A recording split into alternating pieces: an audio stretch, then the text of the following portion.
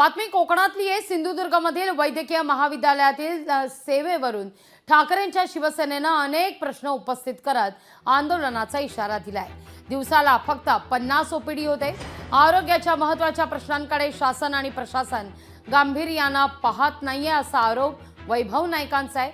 20 जून पर्यंत वैद्यकीय शिक्षण विभागाच्या आयुक्तांना सिंधुदुर्गात बोलावून बैठक लावा, अन्यथा 21 जूनला आंदोलनाचा इशारा या ठिकाणी देण्यात येतो। शासकीय मेडिकल कॉलेज स्थापन होऊन जवळजवळ 4 वर्ष झालेली आहे आणि या 4 वर्षामध्ये खरं तर गेल्या 2-3 वर्ष सत्ताधाऱ्यांनी अशमचं दुर्लक्ष केलं आहे आणि त्यामुळे हॉस्पिटलची आता वातोवात होण्याचा होत चाललेली आहे आणि मोठ्या प्रमाणात भ्रष्टाचाराचं पुरण हे शासकीय मेडिकल कॉलेज झालेलं आहे। आज दुर्दैवाने एकही आयसीयू नाही आहे। प्लॅस्टरचं CI जे मशीन लागतं प्लॅस्टरिंग करण्यासाठी फ्रॅक्चरसाठी ते मशीन उपलब्ध नाही आहे। आज या हॉस्पिटलमध्ये 50 पेक्षा जास्त ओपीडी होत नाही आहेत आणि दुर्दैवाने 400 पेक्षा जास्त कर्मचाऱ्यांचा पगार हे काही मंत्री सत्ताधाऱ्यांची कंपनी असलेल्यांचा पगार लाटला जातो।